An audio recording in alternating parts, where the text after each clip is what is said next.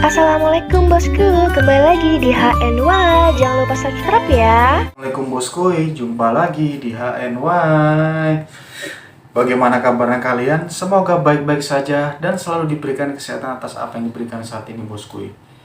Dan sebelumnya mohon maaf ya bosku, apabila pada konten pembahasan kali ini aku tidak ditemani istri bosku, karena kebetulan Hastin lagi ada pekerjaan sehingga berhalangan bosku. Untuk mempersingkat waktu, kita langsung saja mulai bosku. Check it out. Jadi bosku, seperti yang kita ketahui, telah terbit berita duka atas meninggalnya Ratu Elizabeth II pada tanggal 8 September tahun 2022 bosku. Hingga saat ini, pasca kematian Ratu Elizabeth II berdampak terhadap mobilitas kehidupan di Inggris bosku. Seperti penundaan pertandingan jadwal Liga Inggris yang seharusnya sesuai jadwal harus dengan terpaksa diundur sampai 2 minggu ke depan bosku. Ya di sisi lain bisa dibilang ya mau bagaimana lagi bosku. By the way, tapi di sini kita bakal membahas fakta singkat tentang mendiang Ratu Elizabeth II bosku. Untuk itu langsung saja bosku. Check it out.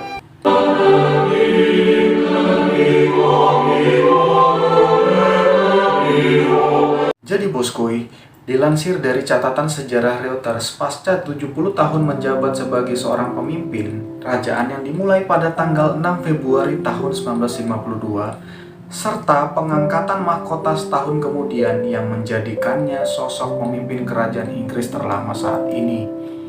Dan juga bosku, selama itu pula mendiang Ratu Elizabeth menyaksikan sendiri rotasi perputaran Perdana Menteri hingga saat ini.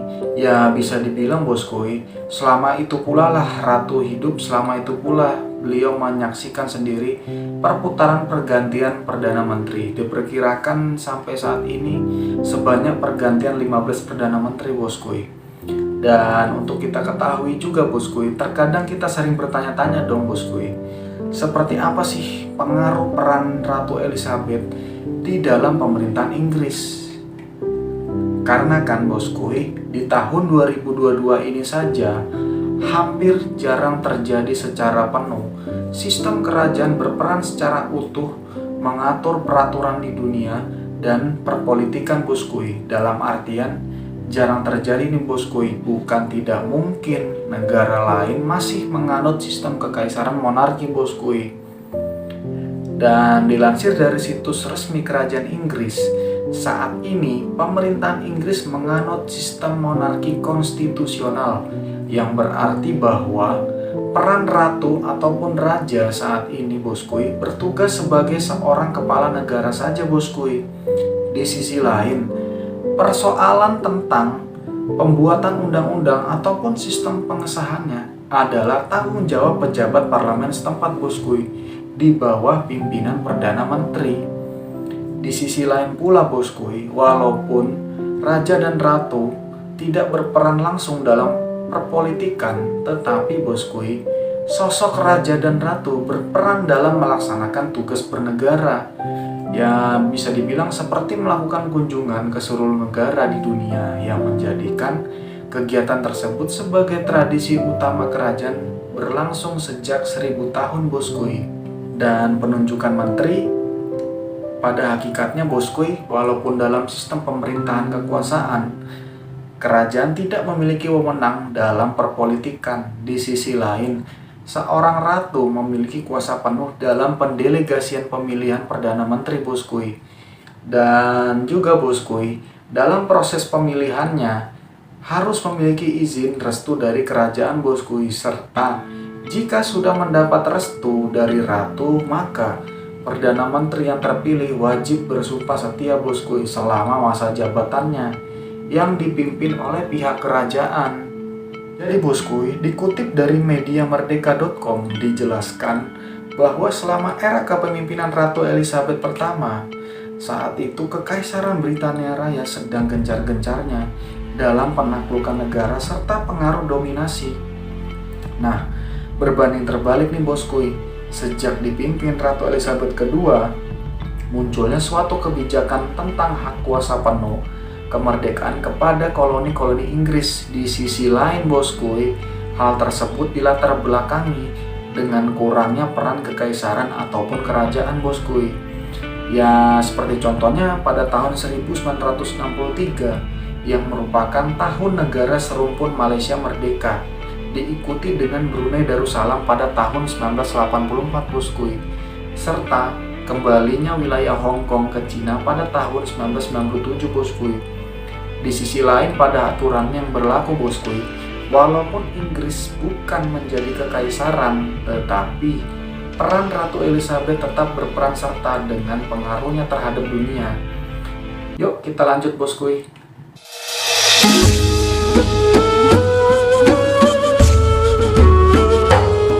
Dan selanjutnya bosku, berdasarkan sumber media di Inggris menyebutkan bahwa selama mendiang Ratu Elizabeth berkuasa selama periode tahun 2019 hingga 2020, agama Islam menembus sebanyak 3 juta populasi.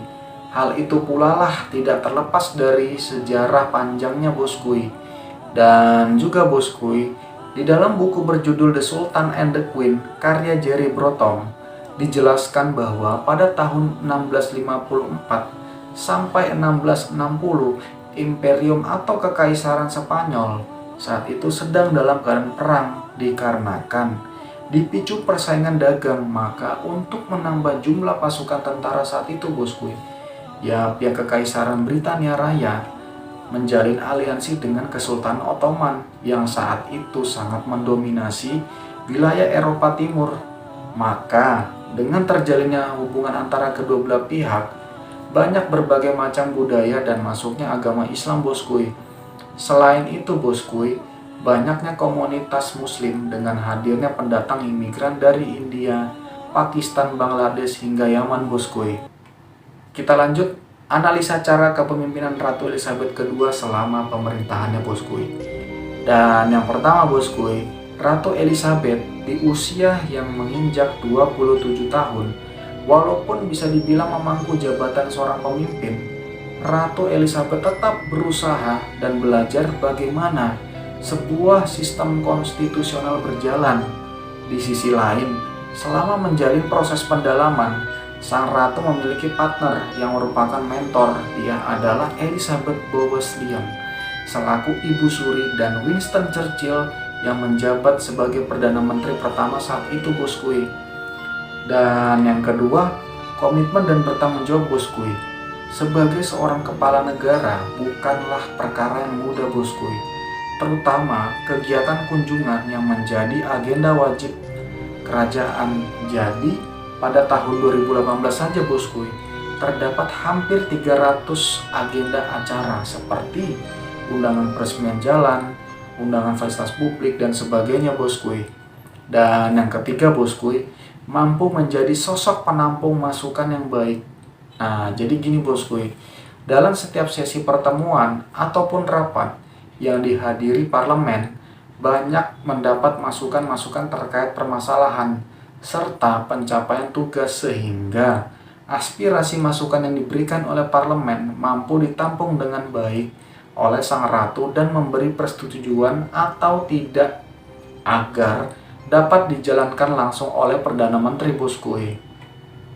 Dan kesimpulan bosku, dalam kesimpulan ini bosku, peran seorang ratu yang menjadi sosok panutan serta tugas yang dijalankan merupakan hal ya bisa dibilang bukan hal yang mudah bosku, terutama dalam menyetujui semua aspirasi rakyatnya bosku.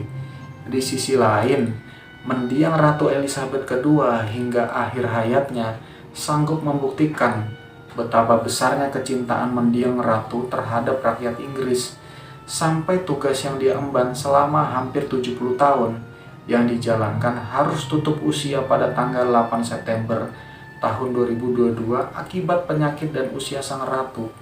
Sehingga dapat diberi kesimpulan bosku, mendiang Ratu Elizabeth II merupakan sosok seorang pemimpin yang memiliki kepercayaan penuh kepada semua rakyatnya bosku. Jadi mungkin itu saja bosku, ringkasan singkat penjelasan dari saya. Dan apabila terdapat beberapa kesalahan informasi, mohon masukannya.